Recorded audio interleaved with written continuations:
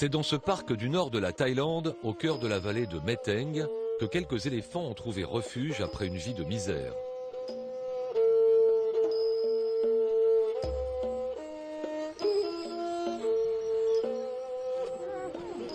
Un sanctuaire créé par Lek Scheller, une femme hors du commun, qui depuis sa plus tendre enfance rêvait de sauver les éléphants maltraités. Un rêve devenu réalité. Quand j'étais enfant, je voyais les éléphants travailler dans la forêt. Certains étaient vieux, aveugles et blessés, mais ils continuaient toujours à travailler. J'ai demandé à leur propriétaire quand les éléphants pouvaient se reposer, et ils m'ont répondu qu'ils continueraient jusqu'à ce qu'ils s'écroulent. Ça m'a révoltée. Et je me suis promise avant toute chose de créer une maison rien que pour ces éléphants. C'est en 1992 que Lek a secouru son premier éléphant. Le parc a ensuite été créé avec l'aide de donateurs et de quelques volontaires. Des volontaires qui, aujourd'hui encore, sont essentiels au bon fonctionnement de la structure. Ils viennent du monde entier pour une semaine ou plusieurs mois et le travail ne manque pas. Elodie a choisi de réaliser son rêve d'enfant, s'occuper d'éléphants.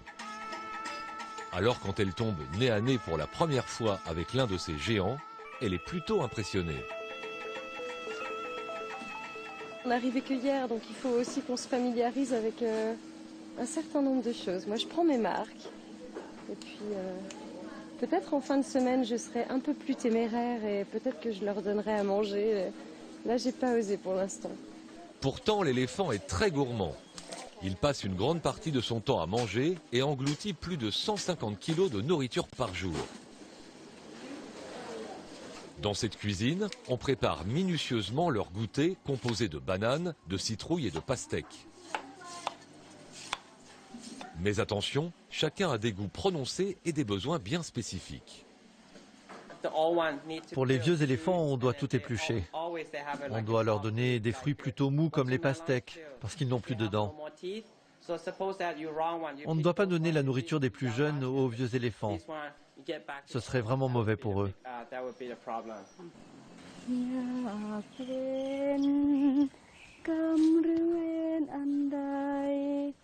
5 éléphants sont nés ici depuis la création du parc. Eux n'ont jamais été domestiqués, ou presque. Ils grandissent en famille, entourés de leur mère et de leur nourrice. Tous, sauf peut-être Famaï, la petite protégée de Lek, avec qui elle entretient une relation toute particulière.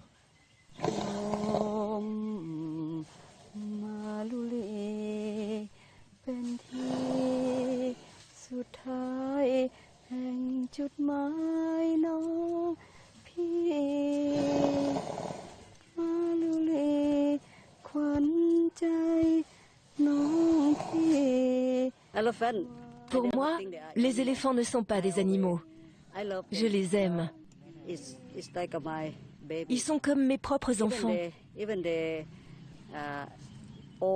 L'éléphante la plus âgée, je la considère comme ma grand-mère. Ils sont ma famille.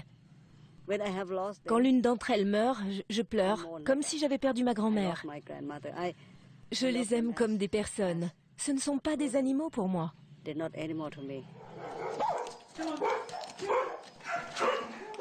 Depuis 2011, Lek accueille aussi plus de 400 chiens des rues. Cette année-là, ils avaient été victimes des inondations de Bangkok. Ils sont désormais hébergés dans ce chenil, pris en charge, soignés. La mascotte, c'est elle, Still. Cet espace a même été construit spécialement pour elle. Elle a été écrasée par une moto il y a 3 ans. Elle est handicapée et elle ne peut plus marcher. On a construit cette pièce avec un sol entièrement ciré pour qu'elle puisse se déplacer. Les 2 autres chiens lui tiennent compagnie. Grâce à ce chariot, Still a aussi droit à sa balade quotidienne.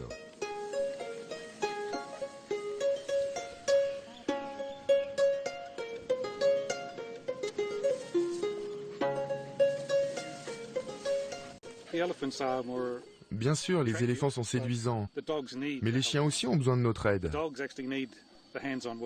Il faut les promener, les nettoyer et soigner les chiens malades à la clinique. C'est gratifiant. Comme Steele, la majorité des 39 éléphants qui vivent dans le parc sont des rescapés, victimes de mauvais traitements ou d'accidents de travail. Chacun a son histoire. Malai Tong, par exemple, est arrivé il y a 10 ans, gravement blessé au pied en sautant sur une mine à la frontière entre la Birmanie et la Thaïlande, une zone de conflit depuis plusieurs années. Beaucoup d'éléphants sont victimes des mines quand ils travaillent dans la forêt. Après sa blessure, son propriétaire l'a laissée se rétablir pendant 8 mois. Et une fois qu'elle est allée mieux, il l'a reprise pour qu'elle mendie dans la rue, mais son pied n'arrêtait pas de s'infecter. Sa patte va mieux, notamment grâce à l'équipe vétérinaire du parc.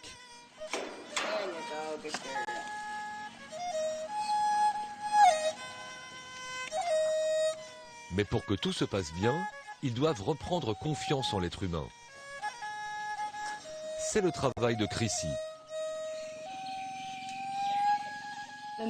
Dans cette situation, elle comprend qu'elle a toujours le contrôle. Elle a le choix, elle a son mot à dire. Elle n'était pas confortable, alors elle a reposé son pied. C'est pas un problème, elle a le droit de faire ça. Mais voyons si elle veut remettre son pied. Avec les méthodes traditionnelles, si les éléphants ne coopèrent pas, ils sont punis, mais ici, il n'y a aucune punition. Aujourd'hui en Thaïlande, les éléphants sont toujours domestiqués pour l'industrie touristique ou comme animal de cirque. Mais certains visiteurs refusent de participer à cette exploitation. Ils préfèrent venir ici pour un tourisme différent où les éléphants jouissent d'une certaine liberté.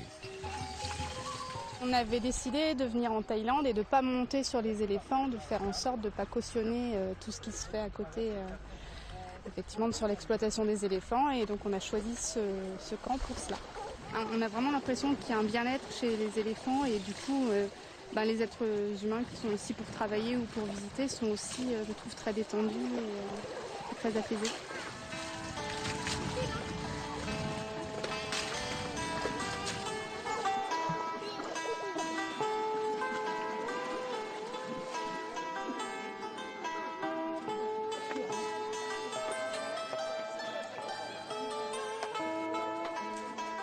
Après quelques heures dans le parc, les visiteurs ont beaucoup appris. C'est là toute la mission de Lek et de ses éléphants. Je veux que cet endroit soit leur maison et qu'ils ne travaillent plus. Mais nous voulons aussi sensibiliser la population et les visiteurs à la situation des éléphants en Thaïlande. Nous voulons que les gens qui viennent ici et qui voyagent le fassent de façon responsable et en respectant les éléphants et tous les animaux. Lek ne manque pas de projet pour son parc. Elle rêve de l'agrandir et de recueillir d'autres éléphants qui ont besoin de son aide et de sa passion. Une passion qui a déjà soulevé des montagnes.